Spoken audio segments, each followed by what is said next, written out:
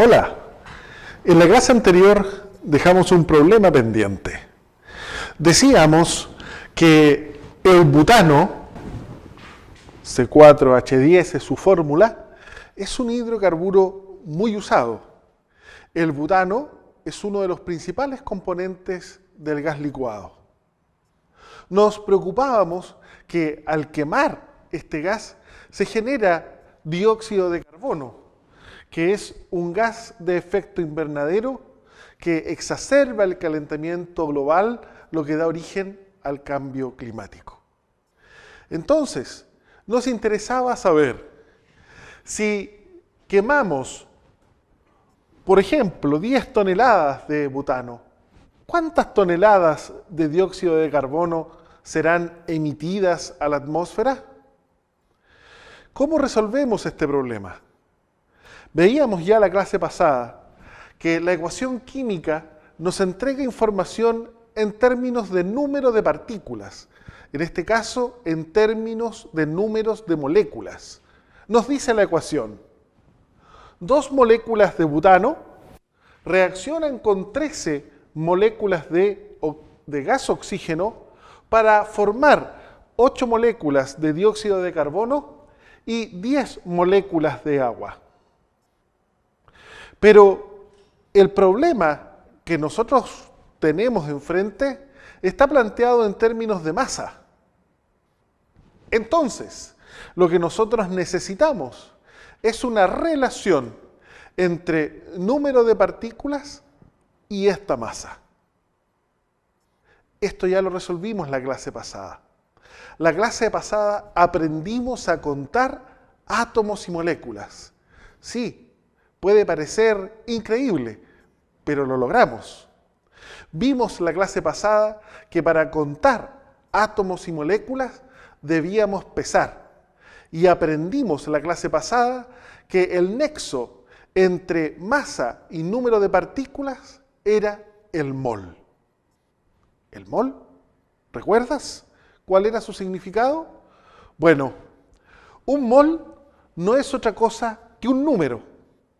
6,022 por 10 a la 23.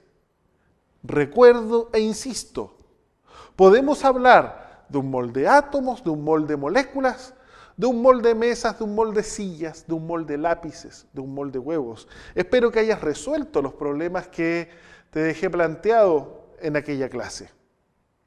Bueno, ¿y por qué elegimos el mol y este número en particular?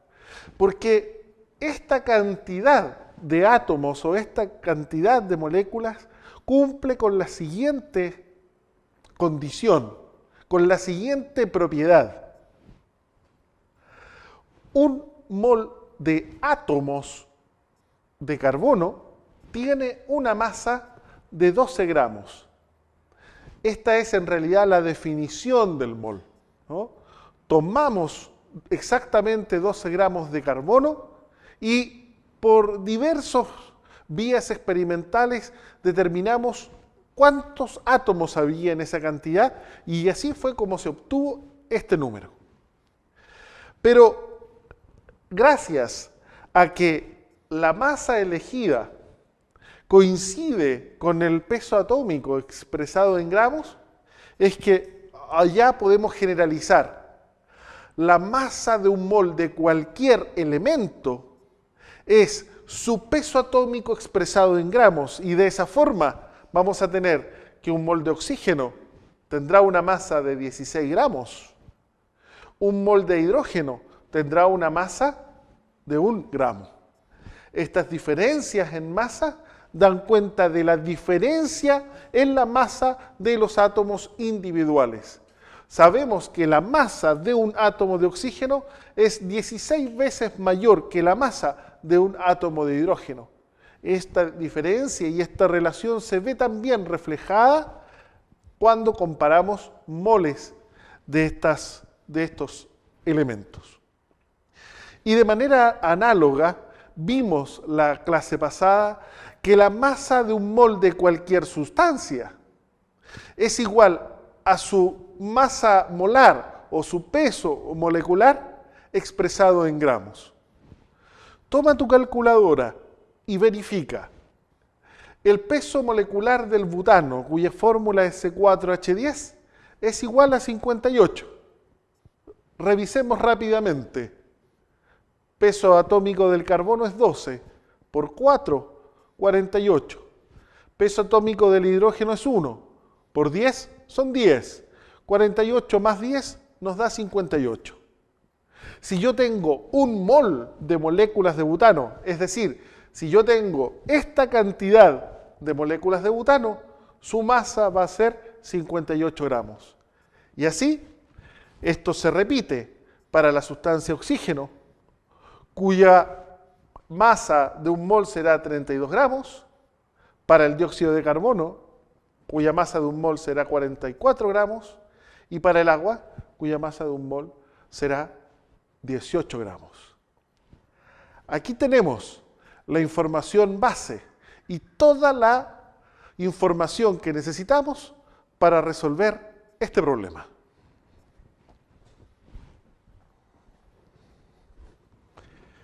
Es importante entender que la ecuación química nos entrega la siguiente información. ¿En qué proporción reaccionan los reactivos para generar también en una cierta proporción los productos? Esta ecuación química balanceada nos está diciendo que por cada 2 moléculas de butano vamos a necesitar 13 moléculas de oxígeno y se van a producir 8 moléculas de dióxido de carbono y 10 moléculas de agua. Ahora bien, y si hiciésemos reaccionar 8 moléculas de butano, ¿cuántas moléculas de oxígeno necesitaríamos? Efectivamente, tienes razón. Hay que resolver una simple regla de 3, una simple proporción, y esta ya la encuentras planteada en la pizarra. Resolviendo esta proporción, llegamos a la conclusión de que vamos a necesitar 52 moléculas de oxígeno y se van a producir 32 moléculas de dióxido de carbono y 40 moléculas de agua.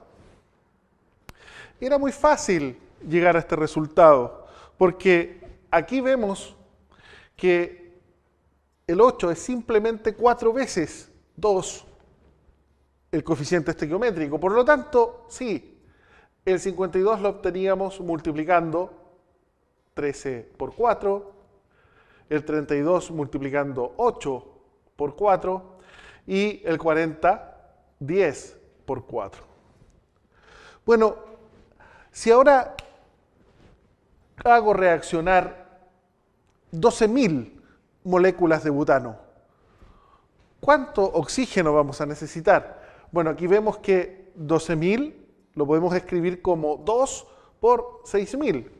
Y entonces esto ya nos dice que vamos a necesitar 13 veces 6.000 de oxígeno para producir 8 veces 6.000 de dióxido de carbono y 10 veces 6.000 de agua. Y si hiciésemos reaccionar 12 millones de moléculas, bueno, ya sabemos que vamos a necesitar 13 veces esos 6 millones de oxígeno para producir 8 veces los 6 millones de dióxido de carbono y 10 veces los 6 millones de agua. Bueno, ya yo creo que entiendes a dónde vamos. Y si hacemos reaccionar 12,044 por 10 a la 23 moléculas de butano, o, escrito de otra forma, 2 por 6,022 por 10 a la 23 moléculas de butano, ¿cuánto vamos a necesitar de oxígeno? Estás en lo correcto. 13 veces el número de Avogadro de oxígeno para producir 8 veces el número de Avogadro de dióxido de carbono y 10 veces el número de Avogadro de agua. Pero ya vimos en la pizarra anterior, que el número de Avogadro equivale a un mol. Por lo tanto, estamos diciendo que si yo hago reaccionar 2 mol de butano, vamos a necesitar 13 mol de oxígeno para producir 8 mol de dióxido de carbono y 10 mol de agua. Y aquí llegamos a una conclusión muy importante. La ecuación química puede ser leída en 2 niveles de dimensiones. Puede ser leída en términos microscópicos, esto es, en términos de moléculas, y puede tener una lectura a nivel macroscópico, en términos de mol. Esto es, perfectamente puedo decir, por cada 2 mol de butano, voy a requerir 13 mol de oxígeno para producir 8 mol de dióxido de carbono y 10 mol de agua. Y esto es sumamente importante, porque sabemos cuál es la masa de un mol de cada una de estas sustancias. Claro, un mol de butano son 58 gramos, por lo tanto estamos aquí haciendo reaccionar 116 gramos de butano. Y acá estamos haciendo reaccionar 13 mol de oxígeno y cada uno de esos mol tiene una masa de 32 gramos y 8 mol de dióxido de carbono equivalen a 8 por 44 gramos y 10 mol de agua van a equivaler a 10 por 18 gramos.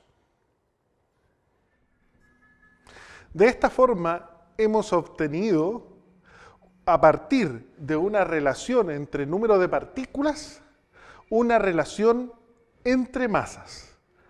Ahora estamos en condiciones de afirmar que por cada 116 gramos de butano que son quemados, se van a requerir 416 gramos de oxígeno y se van a producir 352 gramos de dióxido de carbono y 180 gramos de agua.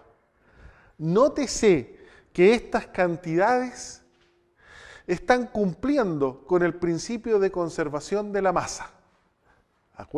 Recuérdenlo, en un proceso químico, en una reacción química, la masa ni se crea ni se destruye, solo se transforma. Por lo tanto, esto implica que la masa total de reactivos debe ser igual a la masa total de productos. Observen que esto se cumple muy bien. Tenemos una masa total de 532 gramos en los reactivos y una masa total de 532 gramos en los productos. Una nota importante. Esta relación entre masas se cumple independiente de cuál sea la unidad. Ustedes podrán plantear perfectamente que 116 libras de butano van a reaccionar con 416 libras de oxígeno para formar 352 libras de dióxido de carbono y 180 libras de agua. O perfectamente pueden plantear que 116 toneladas de butano van a requerir 416 toneladas de oxígeno para producir las 352 toneladas de dióxido de carbono y 180 toneladas de agua. Esta es la relación que vamos a utilizar en la resolución del problema que hemos planteado.